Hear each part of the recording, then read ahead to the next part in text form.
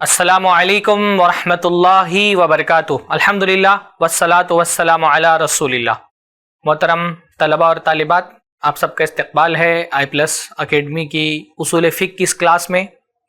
उसूल फ़िक़्ह की ये क्लास जिसमें हम पढ़ रहे हैं अल्लामा मोहम्मद बिन सालेह अल उसैमीन की बड़ी ही शानदार और जामे तालीफ़ अल उसूल मिन इल्मिल उसूल। ये हमारी उसूल फ़िक़्ह की क्लास है। अब तक हमने अपनी क्लास में उसूल फ़िक़्ह का ओवरऑल मफ़हूम क्या होता है, उसूल फ़िक़्ह का मुख्तसर सा तारुफ़, उसूल फ़िक़्ह पढ़ने के फ़ायदे हमने समझे और हमने किताब का नाम और मुसन्निफ़ के बारे में मुख्तसर सी मालूमात हासिल की है। और आज अल्लाह ताला के फ़ज़ल व एहसान से किताब की क़िराअत का, किताब के पढ़ने का हम आगाज़ कर रहे हैं। अल्लाह ताला से दुआ है अल्लाह ताला हमारी इस सफ़र को नाफ़े बनाए और इस सफ़र को दूर तक अल्लाह रब्बुल आलमीन तय करने की हमको तौफ़ीक नसीब फरमाए। ये किताब में मौल्लिफ़ का मुक़द्दमा है, यानी जो प्रीफेस होता है, कोई मौल्लिफ़ जब कोई किताब लिखता है तो उसमें एक मुक़द्दमा लिखता है, बहुत मुख्तसर सा, क्योंकि रिसाला है तो शेख ने मुक़द्दमा भी बहुत तफसील से नहीं लिखा है। पहले तो शुरुआत में जो है वो खुतबा हाजा है, अल्हम्दुलिल्लाहि नहमदुहु व नस्तईनुहु व नस्तग़फिरुहु व नतूबु इलैहि। ये पूरा अल्लाह के नबी सल्लल्लाहु अलैहि वसल्लम का जो खुतबा हाजा है, खुतबा हाजा असल में कहते हैं उस खुतबे को जो अल्लाह के नबी सल्लल्लाहु अलैहि वसल्लम जब किसी गरज से लोगों के दरमियान गुफ्तगू करने के लिए खड़े होते तो अल्लाह के नबी हर गुफ्तगू से पहले इस खुतबे को पढ़ा करते थे, जिसको खुतबा हाजा कहा जाता है। किसी भी हाजत के लिए खड़े होते तो अल्लाह के नबी ये खुतबा पढ़ते थे। हमारे आम तौर पे इसको खुतबा निकाह भी लोग कहते हैं, क्योंकि अल्लाह के नबी सल्लल्लाहु अलैहि वसल्लम निकाह पढ़ाने के लिए भी खड़े होते तो अल्लाह के नबी सल्लल्लाहु अलैहि वसल्लम ये खुतबा पढ़ते थे। तो खुतबा हाजा से अपनी किताब का आगाज़ किया है, फिर अपनी किताब का नाम बताया है कि ये मुख्तसर सा रिसाला है फ़ी उसूल फ़िक़्ह ही, और ये उसूल फ़िक़्ह इसका मौजू है। और जो माहिद इल्मिया होते हैं, यानी मदारिस के लिए ख़ास तौर पे जो तलबा होते हैं सानविया दर्जे के तीसरी साल के तलबा, उनके लिए यानी ये किताब ख़ास तौर पे इस सोच के तहत लिखी गई है और तलबा को सामने रख करके लिखी गई है। एक निसाब की किताब के तौर पे लिखी गई है ताकि इसको बाकायदा जो माहिद इल्मिया हैं, जो मदारिस हैं, उनके तलबा के लिए बतौर निसाब इस किताब को शामिल किया जाए उसूल फ़िक़्ह में। और शेख ने इसी के मद्देनज़र ये किताब लिखी है और इसका नाम शेख ने बताया अल उसूल मिन इल्मिल उसूल। इस किताब का नाम अल उसूल मिन इल्मिल उसूल है। किताब के नाम का हम लोगों ने थोड़ी सी तशरीह अपनी पिछली क्लास में देख ली है। अब हम यहाँ शुरुआत कर रहे हैं उसूल फ़िक़्ह की। उसूलुल फ़िक़्ह सबसे पहले हम क्या करते हैं, मैंने बताया कि सबसे पहले हम जब कोई फ़न पढ़ना शुरू करते हैं तो उस फ़न की डेफिनेशन पढ़ते हैं, उसकी तारीफ़ करते हैं कि तारीफ़ क्या है, इस फ़न की डेफिनेशन क्या है। क्योंकि जब तक आप डेफिनेशन नहीं समझेंगे आपको समझ में नहीं आएगा कि इस फ़न में आप पढ़ेंगे क्या, इसका कंटेंट क्या है। तो पहले इस फ़न की तारीफ़ समझना ज़रूरी है। तो शेख फरमा रहे हैं तारीफ़ुहु, इसकी तारीफ़ क्या है। अब मामला ये है कि उसूल फ़िक़्ह फरमा रहे शेख उसूलुल फ़िक़्ह युअर्रफ़ु बिएतिबारैनि। युअर्रफ़ आप लोग बताएं, कमेंट में बताएं युअर्रफ़ ये किस बाब से आया है, इसका मादा क्या है और ये किस बाब से आया है। तो युअर्रफ़ बिएतिबारैनि, युअर्रफ़ ये फ़ेल मुज़ारे है, जाहिर सी बात है, और फ़ेल मुज़ारे में मजहूल है। युअर्रफ़ उसूलुल फ़िक़्ह युअर्रफ़ फ़ेल मुज़ारे, ये मैंने आपको बता दिया, और मजहूल का सेगा है, ये भी मैंने आपको बता दिया। बाब इसका क्या है, क्योंकि आपने पढ़ा हुआ है ना इंशाअल्लाह ताला सर्फ, तो आप बताएंगे कि बाब क्या है। ये कमेंट में मैं देखूंगा इंशाअल्लाह ताला। उसूलुल फ़िक़्ह युअर्रफ़, उसूल फ़िक़्ह की तारीफ की जाती है, उसूल फ़िक़्ह का डेफिनेशन बयान किया जाता है बेएतिबारैनि, एतिबारैन तस्निया है, दो एतबार से, यानी उसूल फ़िक़्ह को दो तरह से डिफाइन किया जाता है, दो तरह से उसकी तारीफ की जाती है। अल अव्वल बेएतिबारी मुफ़रदैही, पहला तरीका क्या है, उसके मुफ़रदैही, उसके दोनों मुफ़रद के एतबार से। ये क्या है, ये मुफ़रदैही है, ये दाल जो है ना इसके ऊपर जबर लगा हुआ है, मुफ़रदैही। जबर क्यों लगा हुआ है, क्योंकि जाहिर सी बात है कि ये मुफ़रदैन है असल में, और मुफ़रदैन में क्योंकि उसको हुआ ज़मीर की तरफ उसको इजाफत की गई तो उसका नाम गिर गया, उसका जो नून है आखिर का जो तस्निया की अलामत थी वो गिर गया। तो अब ये दाल के ऊपर ज़बर बाकी बचा हुआ है, मुफरदैही, उसके दोनों मुफरद की। अब उसूल फिक क्या है? दो कलिमात से मुरक्कब है ना। उसूल फिक में दो कलिमात पाए जाते हैं, एक उसूल का कलिमा और एक फिक का कलिमा। अब इसकी तारीफ का दो तरीका है। एक तरीका यह है कि इन दोनों कलिमात को हम अलग अलग कर दें, उसूल की तारीफ अलग पढ़ें और फिक की तारीफ अलग पढ़ें, एक तरीका यह है। और दूसरा तरीका यह है कि दोनों को साथ में जोड़ करके मिन हैसुल लक़ब लिहादल फन, इस फन के लक़ब होने की हैसियत से इसकी एक अलग तारीफ पढ़ें। तो शेख ने कहा कि उसूल फिक को दोनों तरह से डिफाइन किया जाता है। पहला तरीका क्या होता है, हम उसूल की तारीफ अलग पढ़ते हैं और फिक की तारीफ अलग पढ़ते हैं, तो हमको पता चल जाता है उसूल किसको कहते हैं और फिक किसको कहते हैं। फिर हम क्या करते हैं, इन दोनों को साथ में जोड़ देते हैं और एक फन होने की हैसियत से उसूल फिक किसको कहते हैं ये हम पढ़ते हैं। तो दो तरह से शेख फरमा रहे हैं कि उसूल फिक की तारीफ दो तरह से की जाती है, बेएतिबारी मुफरदैही, पहले तो दोनों उसके मुफरद को अलग अलग से उसकी तारीफ की जाती है। आई बेएतिबारी कलिमती उसूल, यानी उसूल का जो कलीमा है पहले उसकी तारीफ की जाती है, व कलिमती फिक, और जो फिक है उसकी तारीफ पहले की जाती है। तो पहले इन दोनों की अलग अलग तारीफ हम देखेंगे। फल उसूलो जम्उ अस्लिन, फल उसूलो जम्उ अस्लिन, तो उसूल असल में क्या है, ये असल की जमा है, यानी उसूल ये प्लूरल है और इसका सिंगुलर क्या आता है, असल आता है। तो वाहिद जो है वो असल है और इसकी जमा उसूल आती है। उर्दू में आमतौर पे जब उसूल का लफ्ज बोला जाता है तो वो वाहिद ही बोला जाता है। ऐसा बहुत मरतबा होता है कि अरबी में उसूल जमा है और उसकी वाहिद असल है, उसूल प्लूरल है और उसकी वाहिद असल आती है अरबी में। पर उर्दू में कहा जाता है मेरा उसूल, एक उसूल, ये उर्दू में कहा जाता है। उर्दू में असल नहीं कहा जाता, उसूल ही को वाहिद बना लिया गया है। लेकिन अरबी में उसूल जो है वो असल की जमा है। अब असल किसको कहते हैं? शेख ने असल की तारीफ करते हुए बताया, वहुवा मा युबना अलैहि गैरुहु, वहुवा मा युबना अलैहि गैरुहु, जिस पर किसी और शय की बुनियाद हो, जिस पर कोई और शय डिपेंड हो। युबना, युबना का मतलब होता है बिना, किसी चीज पर डिपेंड होना। तो वो चीज जिस पर कोई चीज डिपेंड हो उसको असल कहा जाता है। असल में अरबी में असल कहा जाता है अस्फलु कुल्ली शै, हर चीज का जो सबसे निचला हिस्सा होता है ना, अरबी में असल में असल उसी को कहा जाता है। जैसे कहा जाता है अस्फलुल जबली, जो पहाड़ का सबसे निचला हिस्सा होता है उसको अस्लुल जबल कहा जाता है। अस्लुल जबल, अस्लुल जबल यानी जो पहाड़ का सबसे निचला हिस्सा है। तो हर चीज के सबसे निचले हिस्से को असल में असल कहा जाता है। फिर ये असल का लफ्ज इस्तेमाल होते होते होते होते अरबी में उसका एक माना सेट हो गया असास, बुनियाद, फाउंडेशन। जब किसी चीज की जो बुनियाद होती है, उसका जो फाउंडेशन होता है, उसकी जो असास होती है, उस पर दूसरी चीजों का डिपेंडेंस होता है ना, उस पर दूसरी चीजें डिपेंड होती हैं, मुनहसिर होती हैं। तो मा युबना अलैहि गैरुहु, उसके अलावा कोई चीज उस पर डिपेंड हो, उस पर मुनहसिर हो, तो उसको असल कहा जाता है। मिन व मिन दालिका अस्लुल जिदार, और इसी से क्या है, व मिन दालिका अस्लुल जिदार, इसी से एक लफ्ज बनता है, वो क्या है, अस्लुल जिदार। अस्लुल जिदार का मतलब, जिदार का मतलब होता है दीवार और असल का मतलब होता है बुनियाद। तो दीवार की बुनियाद, आप जब कोई दीवार खड़ी करते हैं तो जो दीवार की ईंटें हैं वो डिपेंड होती हैं दीवार की बुनियाद पर। तो इसलिए दीवार की बुनियाद को अरबी में क्या कहा जाता है, अस्लुल जिदार वो हुआ असासुहु। अस्लुल जिदार किसको कहा जाता है, दीवार की बुनियाद को। वो अस्लु शजरतिल्लती ततफर्रउ मिन्हु अगसानुहा, इसी तरह से जो रूट होता है, यानी पेड़ के जो जड़ें होती हैं, उन जड़ों से निकल करके शाखें निकलती हैं। तो पेड़ों की जो शाखें होती हैं वो किस पे डिपेंड होती हैं, जड़ पे डिपेंड होती है। जड़ अगर काट दी जाए तो शाखें टूट जाएंगी, सूख जाएंगी। तो इसलिए जो पेड़ की जड़ें होती हैं उनको भी अरबी में क्या कहा जाता है, असलुश शजरा। पेड़ की जड़ों को अरबी में क्या कहा जाता है, असलुश शजरा। तो हमने देखा कि डिक्शनरी में, अरबी लुगत में असल का इस्तेमाल, बेसिक उसूल तो यानी सबसे पहले जो निचला हिस्सा होता था उसको असल कहा जाता था, अस्फलु कुल्ली शै, और उसकी मिसाल मैंने बताई क्या है, अस्लुल जबल कहा जाता था पहाड़ के नीचे हिस्से को।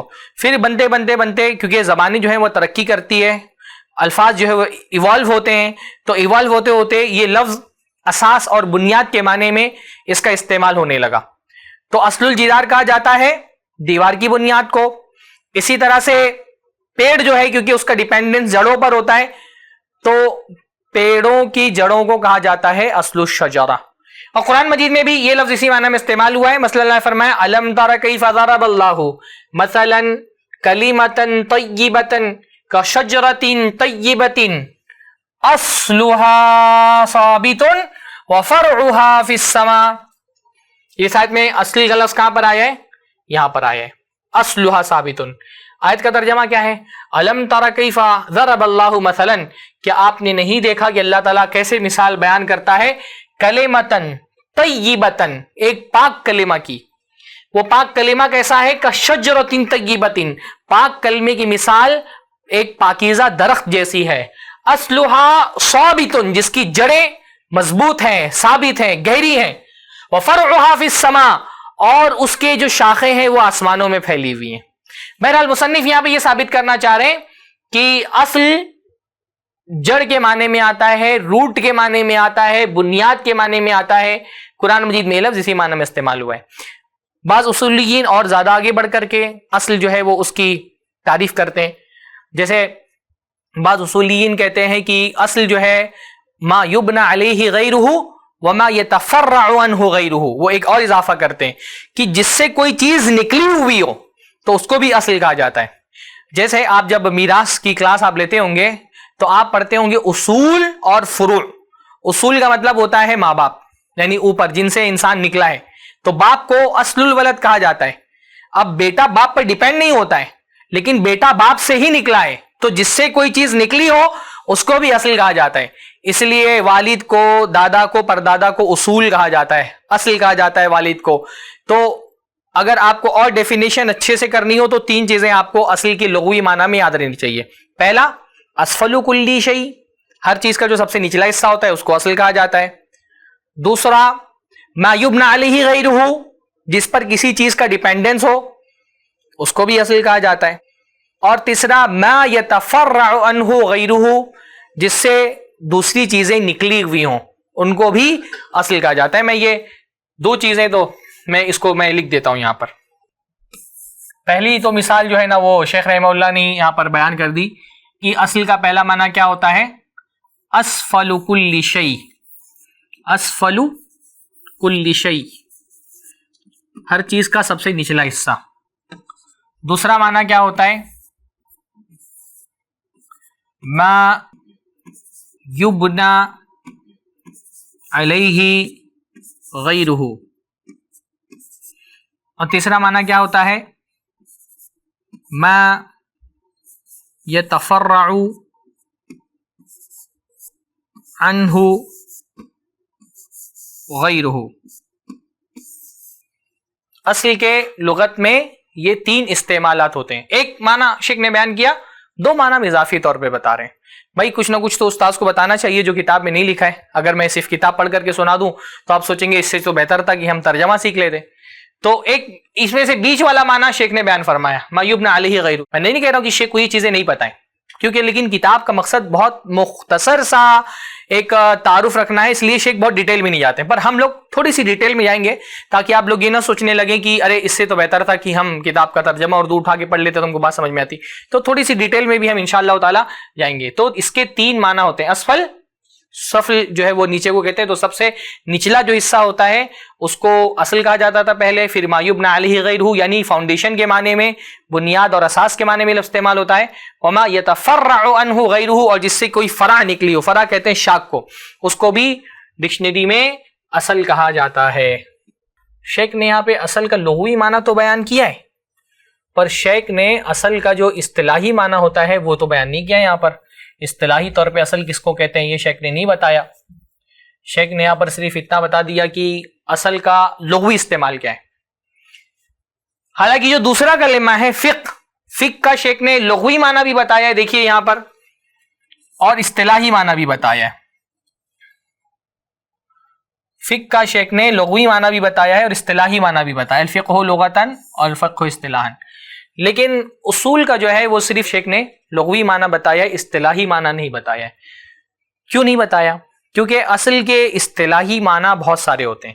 تو شیخ نے کیونکہ اختصار سے کام لیا ہے تو اصل کا جو اصطلاحی معنی ہوتا ہے، جو ٹرمینولوجی کے طور پہ کبھی کبھی اصل کا لفظ استعمال ہوتا ہے، تو اس کا شیخ نے معنی نہیں بتایا، حالانکہ اصل کے بہت سارے اصطلاحی معنی ہوتے ہیں اور الگ الگ کانٹیکسٹ میں اس کے الگ الگ معنی ہوتے ہیں، تو اس ڈیٹیل میں شیخ نہیں گئے، میں مختصراً آپ کو بتا دیتا ہوں۔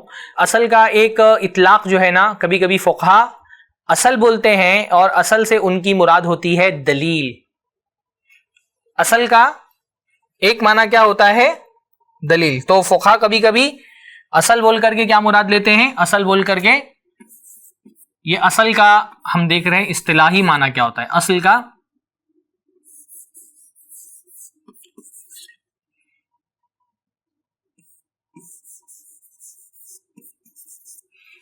اچھا، کیونکہ گفتگو میں کبھی کبھی میری زبان سے اصل نکل جاتا ہے، تو زبان کیونکہ اس پر چڑھی ہوئی، تو اصل یہ لفظ کیا ہے؟ اصل ہے، اصل۔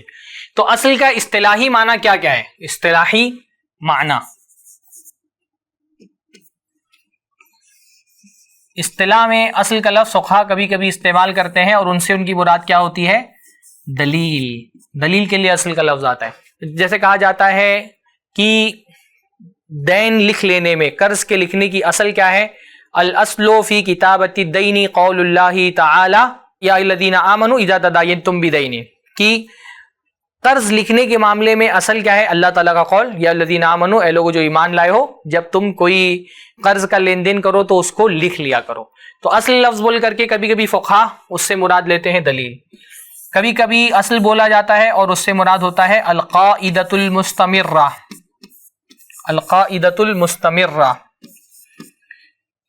یعنی ہم نے اصل کا لغوی معنی دیکھا، اب ہم اصل کا اصطلاحی معنی دیکھ رہے ہیں۔ اصل کبھی کبھی فقہا دلیل کے معنی میں استعمال کرتے ہیں، کبھی اصل کہتے ہیں، اس سے مثال ہوتی ہے ایک مسلسل جو قاعدہ ہوتا ہے، مثلا علماء کہتے ہیں الاصل فی العبادۃ التحریم، کہ عبادت میں اصل یہ ہے، یعنی کنٹینیوس جو قاعدہ ہے اصل کے عبادت کے اندر، وہ یہ ہے کہ ہر طرح کی عبادت حرام ہے، یعنی عبادت اصلاً حرام ہے اور صرف وہی عبادتیں حلال ہیں جس کا دلیل ہم کو اللہ کے نبی صلی اللہ علیہ وسلم سے مل جاتی ہے۔ تو یہ القاعدۃ المستمرہ کے معنی میں استعمال ہوتا ہے۔ اسی طرح اصل کا ایک اور معنی ہے، وہ ہے فقہ میں جب قیاس کیا جاتا ہے تو جس چیز پر قیاس کیا جاتا ہے اس کو بھی اصل کہا جاتا ہے۔ مطلب فقہ میں قیاس کی بحث آتی ہے، قیاس میں یہ ہوتا ہے کہ ایک چیز ہے جس کا نص میں ذکر موجود ہے، ایک چیز ہے جس کا ذکر نہیں موجود ہے، تو جس چیز کا ذکر موجود ہے نص کے اندر، اس کا حکم لا کر کے اس چیز میں لگا دیا جاتا ہے جس کا ذکر نہیں موجود ہے، کیونکہ دونوں کے درمیان علت سیم ہوتی ہے۔ جیسے ڈرگس آج کے دور میں پائے جاتے ہیں، ڈرگس کا ذکر حدیثوں میں نہیں آتا ہے، البتہ حدیث میں جو ہے وہ خمر کا ذکر آتا ہے، شراب کا ذکر آتا ہے۔ تو شراب کیا ہے؟ اصل ہے، اور ڈرگس کیا ہے؟ فرع ہے۔ قیاس جب کرتے ہیں نا، قیاس کے باب میں جب فقہا کہتے ہیں شراب اصل ہے، اب شراب کا حکم کیا ہے کہ وہ حرام ہے، اس اصل کا حکم اس فرع میں یعنی ڈرگس پہ بھی لگا دیا جا رہا ہے، دونوں پہ وہی حکم لگایا گیا۔ کیوں؟ کیونکہ جو علت شراب میں پائی جا رہی تھی، شراب کیوں حرام ہے؟ شراب اس لیے حرام ہے کیونکہ اس کے اندر نشے کی علت پائی جاتی ہے، تو کیونکہ جو علت نشے میں پائی جا رہی تھی، شراب، نشے کی علت جو شراب میں پائی جا رہی تھی وہی ڈرگس میں بھی پائی جا رہی ہے، تو جو حکم شراب کا ہے حرمت والا، وہی حکم ڈرگس میں بھی لگا دیا گیا، دونوں میں علت سیم ہونے کی وجہ سے۔ تو شراب کو کہتے ہیں اصل، یعنی جو چیز جس کا ذکر ہوتا ہے پہلے سے نص میں، اس کو کیا کہا جاتا ہے فقہا میں؟ اصل۔ اور جس چیز کا ذکر موجود نہیں ہوتا ہے، جس کو قیاس کیا جا رہا ہے، اس کو کہا جاتا ہے فرع، اور جو حکم لگایا جا رہا ہے اس کو کہا جاتا ہے حکم، اور دونوں کے درمیان جو صفت سیم ہوتی ہے اس کو کہا جاتا ہے علت۔ وہ انشاءاللہ تعالیٰ آپ قیاس کی بحث میں آگے پڑھیں گے۔ تو وہ چیز جس پر قیاس کیا جا رہا ہے، مقیس علیہ، اس مقیس علیہ کو بھی کیا کہا جاتا ہے؟ فقہا کی اصطلاح میں اصل کہا جاتا ہے۔ تو بہرحال یہ فائدے کے طور پہ ایک بات میں نے آپ کو بتا دی کہ اصل کا لغت میں کیا معنی ہوتا ہے۔ اصل کا لغت میں 3 معنی ہوتا ہے، اور اصطلاحی معنی بہت سارے ہوتے ہیں۔ 3 اصطلاحی معنی میں نے آپ کو بتا دیے۔ کبھی دلیل اصل بول کر کے دلیل مراد لی جاتی ہے فقہا کی اصطلاح میں، کبھی القاعدۃ المستمرہ مراد لیا جاتا ہے جو استصحاب کا قاعدہ ہے، اور کبھی کبھی اصل جو ہے المقیس علیہ، جس پر دوسری چیز کو قیاس کیا گیا ہے، اس کو بھی اصل کہا جاتا ہے۔ تو یہ تو ہو گیا اصل کا لغوی اور اصطلاحی معنی۔ ہم نے کیا دیکھا تھا؟ اصول فقہ کو سمجھنے کے لیے اصول کو الگ سمجھنا پڑے گا، فقہ کو الگ سمجھنا پڑے گا۔ ایک قدم ہم آگے بڑھ گئے ہیں اور اصول کا ہم کو معنی سمجھ میں آ گیا کہ اصول کس کو کہتے ہیں. اصول کا ہم نے لغوی معنی بھی دیکھ لیا الحمدللہ, اور اصول کا اصطلاحی معنی بھی ہم نے دیکھ لیا. اب ہم آگے بڑھیں گے اور فقہ کا معنی دیکھیں گے کہ فقہ کس کو کہتے ہیں, کیونکہ اصول فقہ دو کلمات سے بنا ہے. اصول ایک الگ کلمہ ہے, فقہ ایک الگ کلمہ ہے. اصول کی ہم نے لغوی اور اصطلاحی تعریف دیکھ لی ہے, اب ہم کو دیکھنا ہے فقہ کی لغوی اور اصطلاحی تعریف. تو فقہ کس کو کہتے ہیں؟ شیخ رحم اللہ فرمانے الفقہ لغتاً الفہم. فقہ لغت میں کہتے ہیں الفہم کو, فقہ لغت میں کہتے ہیں فہم کو. الفہم, فہم کا مطلب کیا ہوتا ہے؟ فہم کا مطلب ہوتا ہے سمجھنا. تو شیخ فرمانے لغت میں فقہ کہتے ہیں کسی چیز کے سمجھنے کو, اور اس کی استشہاد کے طور پہ, دلیل کے طور پہ قرآن کی آیت پیش کر رہے ہیں وَاحْلُلْ عُقْدَةً مِّن لِّسَانِي يَفْقَهُ قَوْلِي. بہت مشہور قرآن کی دعا ہے, حضرت موسیٰ علیہ السلام نے دعا مانگی رب اشرح لی صدری ویسر لی امری وَاحْلُلْ عُقْدَةً مِّن لِّسَانِی, اور کھول دے میری زبان کی گانٹھ کو, یفقہوا قولی, تاکہ وہ لوگ میری بات کو سمجھ سکیں. تو فقہ کہتے ہیں سمجھنے کو, فقہ کہتے ہیں انڈرسٹینڈنگ کو. حضرت شعیب علیہ السلام کی قوم کا ذکر آتا ہے قرآن مجید کے اندر کہ ان کی قوم والوں نے ان سے کہا ما نفقہ کثیرا مما تقول, بہت ساری باتیں جو تم کہتے ہو ہمارے سمجھ میں نہیں آتی ہے. اب وہاں پہ بھی نفقہ ہم کو سمجھ میں نہیں آتی ہے, فقہ کے معنی میں وہ لفظ آیا. عمومی طور پہ آپ کو یہی بات ملے گی کہ فقہ کا مطلب ہوتا ہے الفہم. البتہ بعض اہل لغت, بعض زبان کے ماہر یہ کہتے ہیں کہ فقہ اور فہم میں ایک باریک سا فرق ہے, اور وہ فرق کیا ہے؟ وہ فرق یہ ہے کہ فہم عام طرح کی انڈرسٹینڈنگ کو کہتے ہیں, اور فقہ جو ہے وہ کسی چیز کی ڈیپ انڈرسٹینڈنگ کو کہتے ہیں.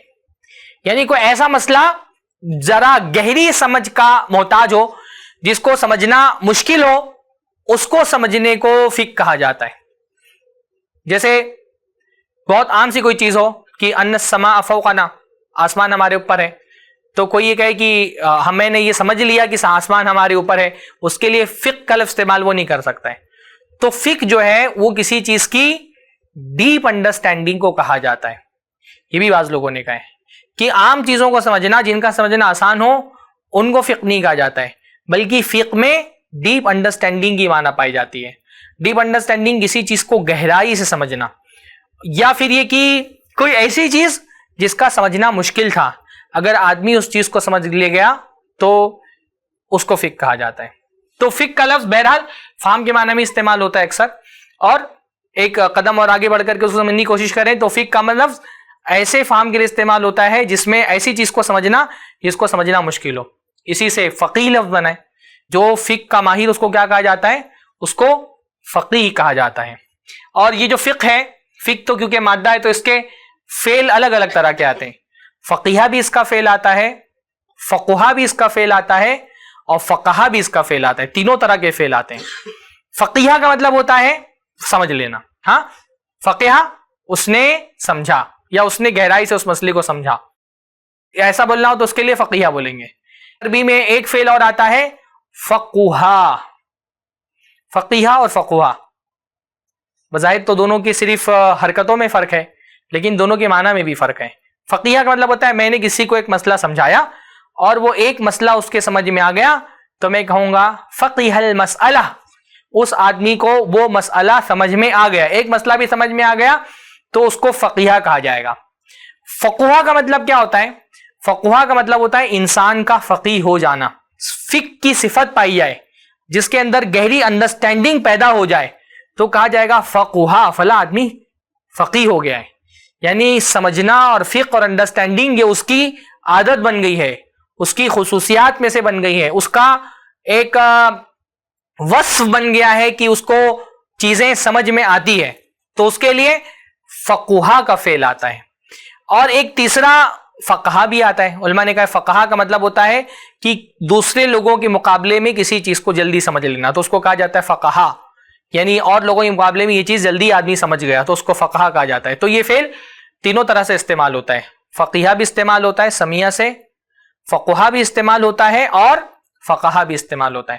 تو بہرحال یہ ہو گیا فقہ کا معنی. فقہ کا لغوی معنی الفہم، اور اس کے ایک اور معنی پائے جاتے ہیں گہرائی سے کسی چیز کو سمجھنا، ڈیپ انڈرسٹینڈنگ، ڈیپ نالج، اور اس کے 3 طرح کے فعل کا استعمال ہے وہ ہم نے دیکھ لیا. اب اس کے بعد اب فقہ کی اصطلاحی تعریف ہم کو دیکھنا ہے. فقہ کی اصطلاحی تعریف کیا ہے؟ معرفت الاحکام الشرعیہ العملیہ بادلتها التفصیلیہ. کتنی چیزیں اس کے اندر ہیں؟